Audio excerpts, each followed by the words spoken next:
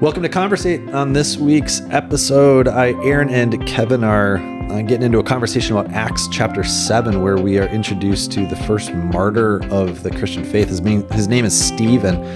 And so we'll be talking about martyrdom. What is it?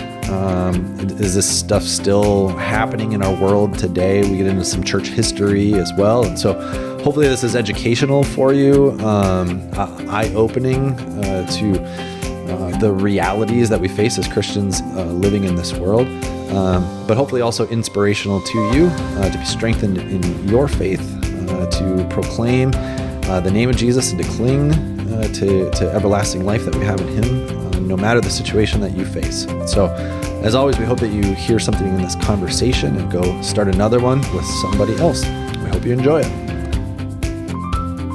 We're going to get this figured out, buddy. I think we might have just done it. Did we? We're going to nail it. Hey, cheers, by the way.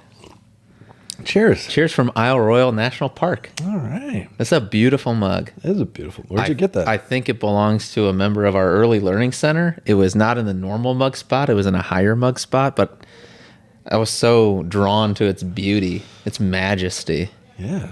Gray wolf moose on there. With these two mugs combined, we are nature. It's rugged wilderness. I want to go to Isle Royale. I want to go so bad. Yeah, I would. I'm going to go next year. You should. I say that every year. Maybe I'll go this year instead of saying next year. Ah. Got to get on it. Yeah, bump it up. Yeah. They run out there twice a week, is it? Tuesdays and Fridays or something? I saw the schedule for the lift bridge. Then I felt bad Catch for a you plane guys. whenever you want. Oh, yeah, seaplane. I want to take the Ranger, though. I would too. Actually, I would go either way. It wouldn't matter to me. The seaplane is faster for sure. I wonder how long it takes to get there by Ranger. By Ranger, I think it's like 6 hours. Dang. Yeah, that's pretty long. Yeah, 6. It's not 4. I think from Copper Harbor it was 4. I forget that it's a little ways out there. Yeah, it's way closer to Minnesota and Canada than it is here. Is it really? Oh, yeah. I didn't realize that. So it's west, northwest. Yeah, because there's a boat from Minnesota that goes over also. I did not know that. Yeah. One of these days. One of these days. To the rugged wilderness. You and me, we should go. Bring nothing. Bring no knapsacks. No 2 tunics. No money. We'll get there and we'll speak peace be upon your house, and if they receive us, then let our peace be upon their house, and if not, we'll shake our dust off their feet and tell them it is better for Sodom and Gomorrah than it will be for them. And as far as I understand, there's only one house on that island, right? Is it right when you get there? If you're gonna stay in lodging, so it'll be You're telling us we have to pay? It'll be a quick mission, just one and done. You're out of here. Up to the woods. Yeah. Like sheep among wolves. Got to get back on the boat. Well, we don't have any money. Then here you stay. Yeah, we were told not to bring it. Quite the mission that would be, huh? No. Yeah, no, you're just jogging my mind to people, who treaded off into undiscovered territory for that very purpose, to actually spread the mission of Jesus. Yeah. And who went, into undiscovered territory, or at least territory they weren't real sure where people would be. I'm thinking in particular, actually, I did a project on this in seminary on, I think it was Winnikin, maybe. Okay. German Lutheran dude in the 1800s, I think, early 1800s. And he would just go off because there were lots of folks living out in rural country, but with not towns, not villages. Right. So no access to clergy, essentially. And the stories are wild. I think it's Winnikin. I'm almost positive it's Winnikin. But there's stories of him trying to cross a river on debris. Oh, really? Yeah, logs floating down the river, and then he gets halfway and he can't make it, and then he just sleeps on a log. I don't know. These are tall tales, But yeah, he was he was a wilderness missionary. He went into these little places, and he'd find folks living out in the bush, and he'd bring the gospel to them. Yeah, kind of wild. And that's same thing up here. That's Bishop Baraga. guy, whose statue's up there and stuff. I mean, he snowshoed all over the UP, and Yeah. it's crazy. Exactly. So like it's not even unthinkable or unfathomable that was. I mean, I guess it'd be hard to get to Isle Royale, but Yeah. someone coming to the UP by water might as well be going to Isle Royale. Yeah. Yeah. I mean, what people do for the good news of Jesus, to get out there, it's incredible. And I mean, that's the theme, that we're looking at this week, is the first martyr, the first one to give up his life for the good news of Jesus, that we have recorded in the Bible is Stephen, right? We read about it. I read about it in Acts chapter 7. And yeah, Stephen, I mean, it's interesting. I was looking at this a little bit. I didn't pick up on the fact, it's in chapter 6. So in chapter 6, the Jerusalem church had grown so big in those first couple of months or even years. I don't quite remember what the timeline is there, but there was about 5,000 people. And then in Acts chapter 6, it says a group of Hellenists came to the apostles and said it wasn't right for their widows to be neglected in the daily distribution. So the apostles, if you remember, they'd been gathering resources and food and money and distributing those things to the poor people. And so this group of Hellenists were like, hey, why are our people getting left out? Just a little deep dive here in history, might as well, right? So the Hellenists this goes back all the way to Alexander the Great, who was the Greek general, basically, who took over the whole known world, basically, 350 some years BC. And then he had a whole process called Hellenization. So that word, the Greek word Ellis is the word for Greece. So Hellenization is how we say it, would be the process of making people Greek. So it was all about Greek culture, Greek language, all that kind of stuff. Yeah.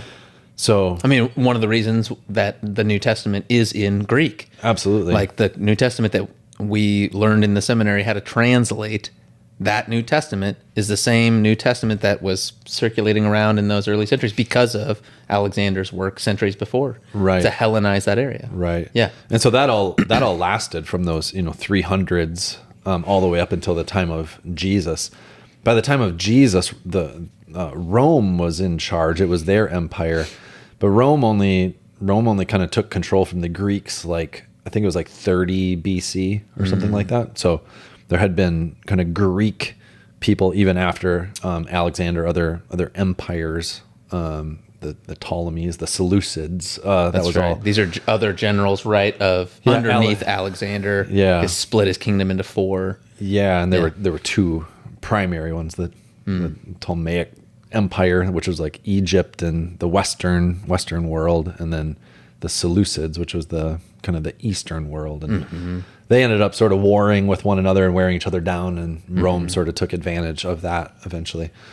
But so Jesus and the disciples, they would have spoken Greek and all this stuff. And I didn't even think about this, but at the time of Jesus, I think it was 3 in 1 Jewish people lived outside of Jerusalem. So there were 3 times as many Jews outside of Jerusalem as there were in Jerusalem, due to the diaspora, which has happened before that. So anyways, there's lots of these Greek-speaking Jews. So Hellenists were Greek-speaking Jews, and maybe also even a little bit more sympathetic to Greek culture and Greek ways and stuff. So anyways, Stephen, I didn't really realize this, that Stephen was a Hellenist, that he's of that. Oh, no kidding. Yeah, it seems to be in the list of the 7 people chosen. They all have Greek names. Interesting. So I think they're the actually 7 people who were deacons at the time. Yeah, who were chosen to help with that daily distribution. I think were chosen from that group, and so so yeah, Stephen's described as this man of kind of wisdom and power and the Holy Spirit and stuff. And so he's helping with the daily distribution, and it says that he was doing many signs and wonders, and must have also been preaching to some degree too. And so all these different Jewish groups get upset with him, and right, which is kind of neat to think about. Like, don't have a subservient mindset towards the different roles within the church, right? Because the diaconate comes out of the apostles basically saying, like, we have a very clear task, right, and it's not to be administering the food, the food pantry, right? For our growing congregation, like, where our charge is really to preach the gospel. But yet, you look at someone like Stephen, and it's not as if, working the food pantry is a derogatory thing. Not at all. Right. Like, this is it's a task they recognize has great value and need in the community. And obviously they're doing more than just that. Like, I'm even speaking about it sort of crassly there. But the point is, in the especially New Testament church that's developing and evolving, and now that we have today, there's this radical elevation of every person in the community, the priesthood of all believers. So it's not just that the disciples and the apostles are the ones who get to talk about Jesus, or who are supposed to talk about Jesus. That is their primary role, preach the gospel. It's what Jesus gave to his disciples there in Luke 24.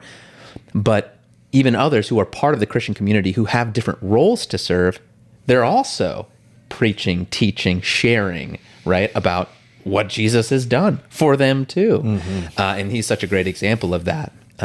Because it's, especially the signs and wonders thing, like, that's something that's normally just reserved for, like, the apostles. Yeah. So very curious that here's Stephen. We don't know. We don't know what that was, but there was something in his teaching that made them think he was advocating for, undoing the laws of Moses and all that kind of stuff. So, so these different groups get upset with Stephen, bring him before the Sanhedrin, and eventually just Stephen gives a great long speech in Acts chapter 7. It's basically like, I think of it as like the Cliff Notes version of the Old Testament. Right. It's actually really helpful if you don't know much about the Old Testament. He'll summarize it. Yeah, read it. It's a great summary. Yep. But he gives that, and then people grind their teeth at him, stop their ears from hearing, and form a mob, throw him outside of the city, and they stone him to death. Yeah. And so Stephen is listed as the first martyr of the Christian faith. That word martyr, as I talked about in the sermon too, is that's that word for witness, right? And that's what it means in Greek. Like, it's a courtroom term to witness something and testify about it. But eventually that ends up kind of taking shape within Christianity to mean somebody who witnesses to Jesus at all costs and even is willing to give up their life. So I mean that's how we use it in our English context, is not as an eyewitness. We have that word, but when we say martyr, we mean somebody who gave up their life for that cause. Right, which is kind of interesting to think, again, going back to Luke 24, or even to Acts 1, right? Jesus telling the disciples, you're going to be my martyrs, in Jerusalem, Judea, Samaria, ends of the earth. You're going to be my witnesses. Yeah, and at that point, it didn't have that connotation. You're going to die. But, and this goes back to your original comment, this is going to be the story of Christianity, not only in the book of Acts, but henceforth, that part of, not for every witness to the gospel, obviously. I mean, it's actually, it's a small, I would charge that it's a small minority of Christians, right? When you look at all of human history, it's a minority, a small minority who are killed for defending the faith, articulating the faith, living into the faith. But it's going to be a part and parcel of what it means to be a follower of Jesus. As he said, there's going to be suffering that comes. People are going to hate you. Go ahead. Well, so martyrdom is certainly one thing, right? Where your entire life is actually taken. Right. But then there's also just persecution in general, which means like parts of your life are taken.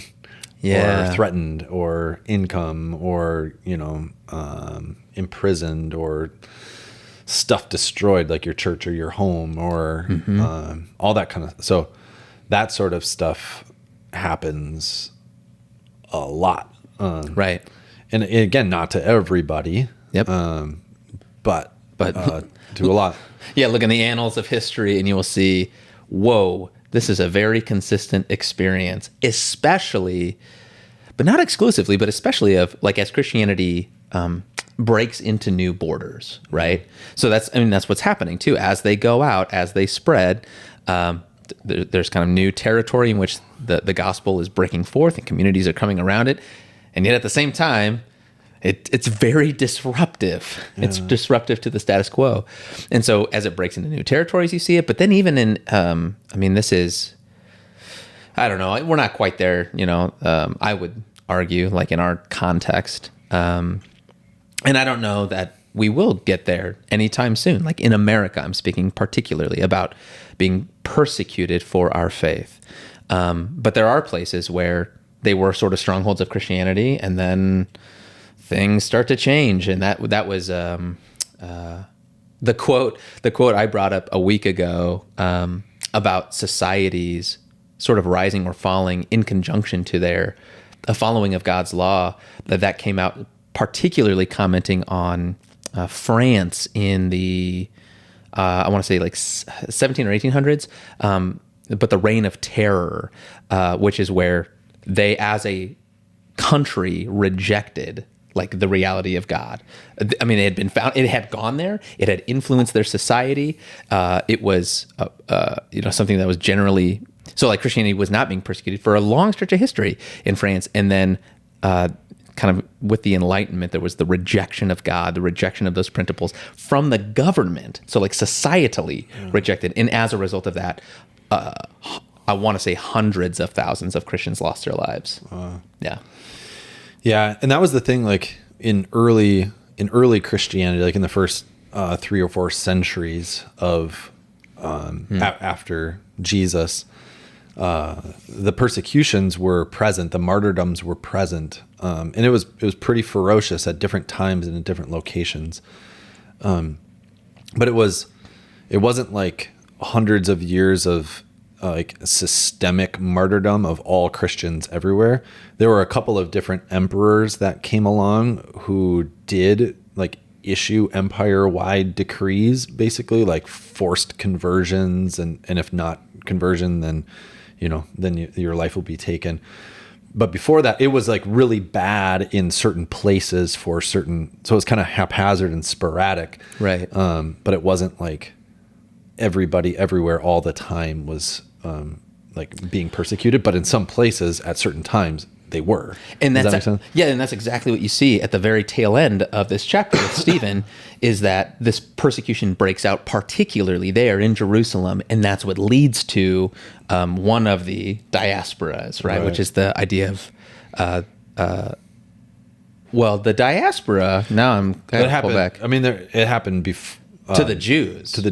Right? Beforehand. Yeah, this would be for Christians. Yeah. A spreading out because but now you're of getting the into persecution. next week. That's right. That's the tail end of chapter 7. And in the beginning of chapter 8. Mm-hmm. So it's looking ahead. Oh man, we can't do that. Highlight. Yeah, but it is I in recent years, like I've preached some sermons similar to this one about the persecuted church, and so I've looked into this before, but I mean my exposure to martyrdom in the modern context, I mean it feels so far away. Mm-hmm. I'm aware of it, I know that it's happening, but it's a totally different world, mm-hmm. seems like it couldn't be happening. But yeah, I shared those statistics about, there's over 3 billion Christians in the world right now. Mm-hmm. And they say like 380 million are being persecuted. Okay. Not martyred, persecuted for their faith. Mm-hmm. And then in 2024, that's the most recent statistic, about 5,000 Christians were killed for their faith. Mm-hmm. So it's like 1 every 2 hours. So you just again, numerically, if there's some billion Christians and 5,000 are killed, I don't even know what percentage that is, but it's not a huge percentage. But still, like 5,000 people last year, 5,000 Christian brothers and sisters of ours, their lives were taken for simply believing in Jesus Christ, their Savior, and not recanting on that. So, it's like, what do we do with that information? Sure. Yeah. And I hope it's inspirational, I guess, in some ways, because I think that's the, I didn't tell this story. There's so many stories from like the early Christian church. There's one about a man named Origen. Origen was an early church father. He ended up writing a bunch of theology and stuff in the 1st, 2nd century. But his dad ended up being martyred for the Christian because he was a Christian, and Origen wanted to like go the way of martyrdom himself, but his mom didn't want him to, so his mom hid all his clothes from him so that he couldn't leave the house. It's like he could have. Yeah, that's a Come fun on, story. Origin. Yeah, if you want to ground your kids, that's what you got to do. You got to hide all their clothes. So his mom hid all his clothes, so he couldn't go. So he wrote a letter to his dad, basically like saying, "Dad, like don't think about us. Don't recant on your faith just to come be home with us. Like go the way of martyrdom. Go with Jesus, basically." So it's like I don't know. It's that kind of stuff. It's the stories of Stephen. I mean, Stephen in his dying breaths, he speaks like Jesus. Yeah. Remember, he says, "Father, forgive them, for they don't know what they're doing." Yeah. He says that. Think about it. They're throwing rocks at him. Imagine being bludgeoned. I mean, this is gross. This is horrific stuff, being bludgeoned with rocks until you die. Yeah. And as that's happening, you say, "Father, forgive them, for they don't know what they're doing." And forgiving the very people who are in that moment taking your life. Yeah. Yeah. Yeah. And there's, like you said, there's stories, I mean, throughout the ages. I think also, I want to say it's Ignatius of Antioch. Yeah.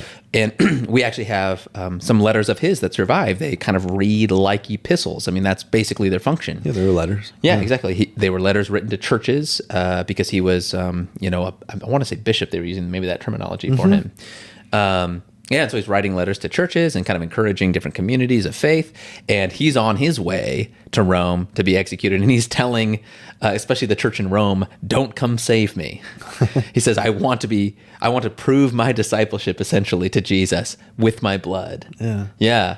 And what a very different way, especially for us in, like you said, so removed from that. Like I get squeamish thinking about the possibility of receiving even, a dirty look for my faith, to be embarrassed for my faith. And here's a guy who is so desiring of extending the gospel, and that's his story is really in some ways hard to read or hard to understand, because it's like should I be trying to get persecuted? Yeah. And that's not the message at all. Like, you don't have to go and run and look for opportunities to be persecuted. Jesus says, just live according to my commands, share what I've come, what I brought to you, share that with others. It'll happen. Yeah. Expect it. Yeah. So you don't have to go run looking for it, but it's so neat to see the conviction of these people of faith, men and women, who are persecuted, but who won't give up what they believe because of its promises. Right. And that's, as far as I understand it, part of what was so captivating to those 1st, 2nd, 3rd century Greek, Roman, non-Christian folks was they saw these people dying and the way in which they died. Mm-hmm. And it was compelling. I mean, that's a hard thing to argue against when you see that level of conviction. This is just piggybacking off of last week's conversation about, we talked about, like, if Jesus was a liar, and his followers knew it was a lie, they wouldn't willingly die for that lie. Right. So there's something, there's something convicting about this reality that these first Christians, especially, that either with their own eyes saw Jesus, or somebody that they knew, firsthand saw Jesus with their eyes risen from the dead. Right. Yep. And they're Yep. like, I don't know what to tell you. He rose from the dead. Yeah. What else can I do? Right. Like, there's nothing that's going to dissuade me from that. Right. Yeah. But the promise that comes with that is that as Jesus rose from the dead, so too will we. Right. And so that's why, like, Stephen, the Luke, when he's recording this story, it says that Stephen fell asleep. Mm-hmm. They threw the rocks at him and he fell asleep. He fell asleep. That doesn't sound like, a peaceful, he just kicked back with it, covered up with his blankets and, fell asleep. No. Like he died, but they call it falling asleep. And that's how the New Testament writers write about death. Yeah. And why is that? Well, because, what is death? Or what I always say, it's like, what's your expectation when you close your eyes at night? Yeah. Your expectation is, I'm going to rest and I'm going to wake up, right? Mm-hmm. And how long does sleep feel like? Not long enough. Yeah. This doesn't count if you're at the stage of life where you got to, pee 4 times a night, or if you're at the stage of life where you got to help a child 4 times a night. Those can feel like long nights. Sure. Yeah. You get to sleep the whole thing. God bless you, people who do. Yeah. I'm not telling you which stage of life I'm at, but if you sleep the whole thing through, it's like a blink. Yeah, feels quick, right? Mm-hmm. And so this is how the New Testament authors believe about death. There's more theology about death, about what happens to the soul, where it goes, and all that stuff. Sure. It's just experientially, for those of us who are living right now, if we think about dying in Christ being like going to sleep, well, that will experientially, it seems like that will probably be what our experience is like. That we will, the resurrection of the dead will come very soon, and we'll wake up and be in eternal glory. And that seems to be the biggest emphasis, right? Is some people imagine when you die, you're gone forever, obliterated. It's the end of everything for you, but not the New Testament writers. They talk about sleep with the sense of it's not the end. You're going, or of death, right? You're going to wake up. Yeah. There is a tomorrow, if you will. So Stephen's holding that with full conviction. The disciples and apostles, part of that community, full conviction of that. Any martyr who goes to, this is, how else can you be singing? There are literally accounts of them singing to their death. Yeah. The praises of God, because they had the conviction that Jesus would keep his promise, right, that they would see life.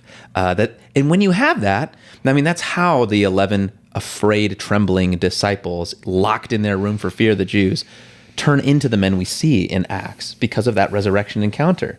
Right. Nothing can be taken from you. Right. Nothing. The biggest thing is your life. If they take that from you, you wake up. Right. Like, they can't take it from you. It's in his hands. Yeah.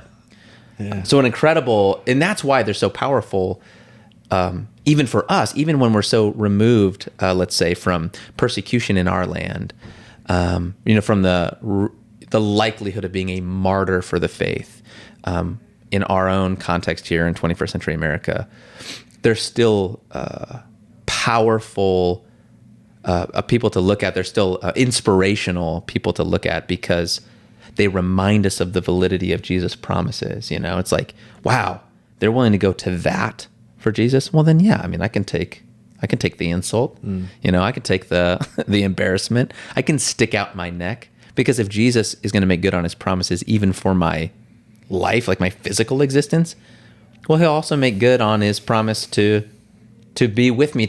Even if everyone disowns me because of this, he won't. Right. He won't. And then the question is that enough for you? Right. That's right. That's part of what martyrdom, obviously, but even death, and we get sort of a privileged view in some ways, just by participating in funerals. Because a funeral is a place where you go and all of a sudden your faith is very focused. You realize the implication of it. Because right here is the thing that the martyrs had to deal with, but everyone to some degree has to deal with. You're going to die. Who is your security in that place? You know? And we have one. It's big. Right. And that's why we believe that our Christian faith is actually it is life and death. It's not just a philosophy that we believe in. It's not just something we do to feel good or give us like a moral compass in this life. It is actually life and death for all of eternity. All of those things and more. Yeah. Yeah. It's so just as a heads up on the podcast here too. I shared some of this in my sermon, but there are some places that you can go online if you want to look at more about, learn more about the persecuted church. That's happening currently. Stories, even ways to participate to help and for those. So there's two main organizations I'm familiar with. One's called Voice of the Martyrs. The other one is called Open Doors. So you can just Google either one of those. I stumbled upon another one called Help the Persecuted too. That was another one that's doing some work, especially in Muslim countries. So Voice of the Martyrs, Open Doors, Help the Persecuted. Our church denomination isn't officially affiliated with any of them, but they're good Christian organizations working on behalf of the church, the Christian church throughout the world. So those have been informative for me, just to kind of have my eyes opened and see. This is a big world, man. Yeah, absolutely. It's a big world. There's a lot going on out there, and so we certainly can learn a lot, I think. And this is the thing, like, well, sometimes we think, well, we've got it all together, and so we can help them. But maybe we're actually the beneficiaries and they're the benefactors.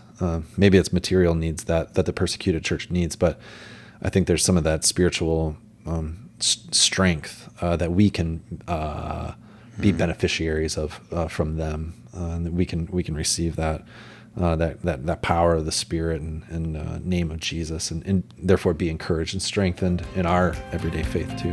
Absolutely. Yeah. Good. Well, good chat, bud, and we'll be back at it. So have a blessed week. Hey, you too, man. Peace.